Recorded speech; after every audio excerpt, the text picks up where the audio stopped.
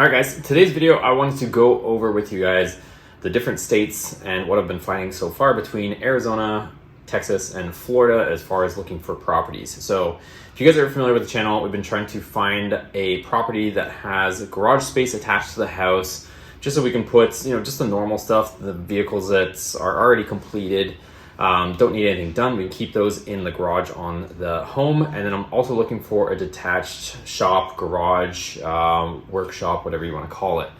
As far as if you guys are trying to find something like this, I can outline a few different states. Originally, we moved from California trying to find this property. Went to Texas to try and do some property searching, and still haven't found the ideal one. There's a lot of those types of properties that have the detached shop in Texas, but we'll get into the issues with that state and trying to purchase something over there. But moving from West Coast to East, Arizona is a pretty good spot. It has a lot of 3-car garages if that's something that you're interested in. But the problem with Arizona is everybody, since it's a neighboring state to California, everybody is pretty much fleeing California and going to Arizona. And there's not a whole lot outside of the Phoenix area. The state is large, but as far as development, you're going to have to look within the Phoenix area. Yes, there's some outliers. You can go up north to like Flagstaff area. There's Havasu, there's Tucson, but for the most part, most people seem to flee to Phoenix, and they can't keep up with the demand as far as housing and building and all that stuff, especially with the high costs of construction that we've seen in the last year or two. It just hasn't kept up. So the houses or homes or properties that already exist in Phoenix, they're experiencing a large bubble right now. So those are all, expensive. One of the things to do with Arizona is they still have state income tax, and that's going to matter in just a second when I discuss on Texas.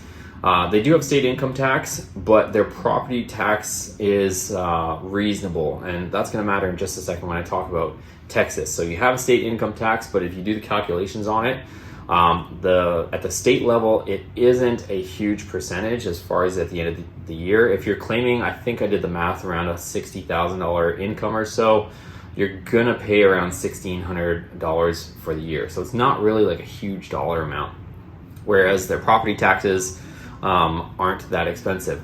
We start moving east, we get to Texas, you're gonna find a lot of homes, whether part of your requirement is like me, where you're trying to find a workshop or not.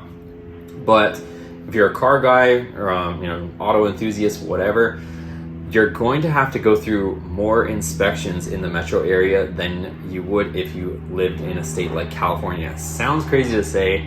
I thought Texas was going to be, land of the free type thing, but hear me out. So if you want to be, a car owner, or maybe you have like a collection of cars, even if it's a couple, every single year, no matter where you live in the state, you have to go for an annual inspection to get your registration, your sticker, your renewal. A bunch of people call it different things, but essentially to keep your registration active, every single year you have to go for an inspection on your vehicle. So if you just have one vehicle, it doesn't seem like the end of the world, but if you start multiplying that, you got 3-5 vehicles and you have to do that on a constant basis. To me, it just sounds like a pain in the butt. It's an extra thing that I would have to do. So that's one factor.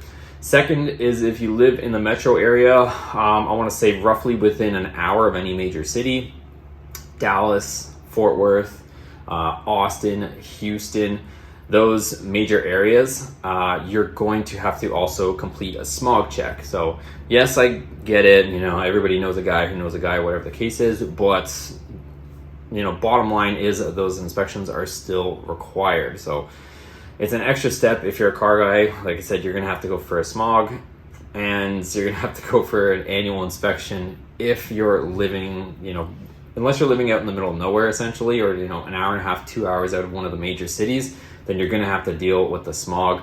And then no matter where you live, you have to deal with the annual inspection on your vehicle. So that's, for me, an extra thing that I'm going to have to do on a regular basis. So that was kind of a con on the state of Texas.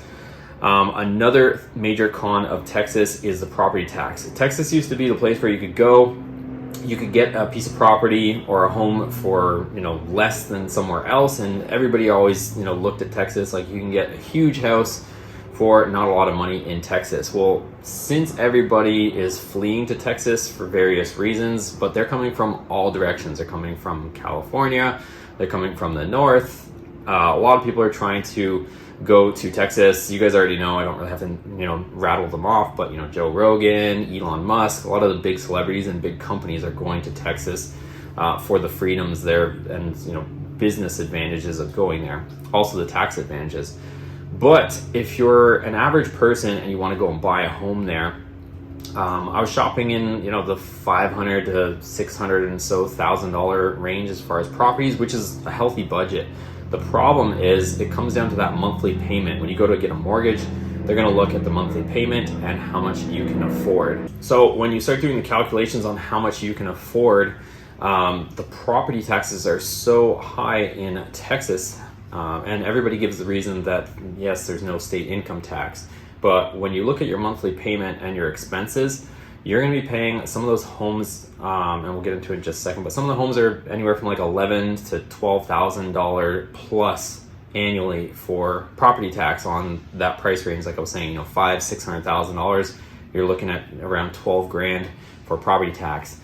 I know a bunch of people are probably going to write in the comments, yeah, but you can live over here, live over there, or there's different regions that don't have such high property taxes, or if you live in a rural area, it's lower, or if you get an agricultural exemption, you have goats or chickens and all this stuff. But I'm just talking if you're just trying to be the average Joe, you're just trying to get a home, within half an hour of a city so that you can, have all your amenities and stuff like that, you're going to pay through the nose for property tax to, have a house. Even if you're only shopping like the $300,000 range, you're going to pay a substantial amount in property tax. And it's still, if you run the math, because I did run these numbers, if you run the math on a similarly priced home in Texas compared to Arizona, it's cheaper to have a state income tax in Arizona and pay less property tax than it is to have no state income tax and pay a higher property tax in Texas. So it's actually cheaper to buy a similarly priced home as far as affordability. So your monthly payments at the end of the year, it's cheaper to live in Arizona than it is in Texas if you compare the two, given those parameters. So keep that in mind when you guys are doing your shopping. The other state that I am currently sitting in right now, and the other one that I'm shopping in, if you guys are following along with my channel, is Florida. So Florida is another option, no state income tax, but they don't have high property tax. Obviously, Florida is in high demand as well. A lot of people from the East Coast are traveling south, and people are coming from all sorts of directions as well to this state for some of the freedoms that you guys probably know about. I don't want to make this political, but there's different advantages and reasons why people are fleeing to this state. But getting down to the numbers, it's a little bit more difficult to find a home in Florida that has a shop like I'm trying to find. And if you look at the state as a whole, once you start getting south of Orlando, the middle of the state doesn't really have any development. I'm not sure on the geographical reasons for that, but I'm guessing maybe it's marshland, maybe it just never got developed. Whatever the reason is, by the time you get to pretty much south of Orlando, the middle of the state isn't that developed, and you're going to be looking along the coastlines on the east and west coast of Florida coming down. So keep that in mind, and as you get further south, you're going to be paying, more. You're going to be getting less for your money because it's, in higher demand prime real estate, especially on the East Coast, getting into the Miami area and South Florida on there. But at the end of the day, property taxes are not outrageous in Florida, and you have no state income tax. From my research, I've found that the reason why they're able to not have a state income tax and keep property taxes affordable is they are not taxing the residents, and they are relying on travel and tourism, and they have some tax in place there, and that's how they are able to generate their state revenue.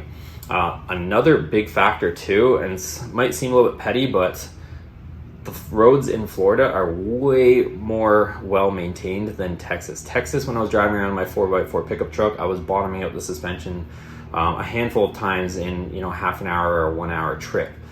The roads are absolutely brutal. They're constantly under construction over there, whereas Florida, I don't think I've hit a bad pothole yet, and I've driven all the way from the top to the south. Right now I'm like just outside of Miami area right now, and I haven't had any rough patches of road. So if you're an auto enthusiast, or even if it's just something that matters to you driving around, if you know just driving a normal car, something to consider.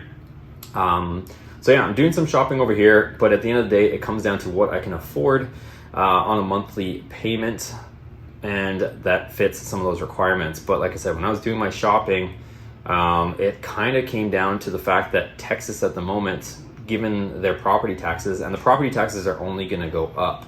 There's all sorts of weird loopholes that some people, like even a real estate agent in Texas, told me that after you buy a house, you're going to get a piece of paper in the mail, and they're going to ask you how much you paid for your house. And it's normal practice over there to take that piece of paper and throw it in the garbage, because the state can't look into your personal stuff. And it's what did they call it?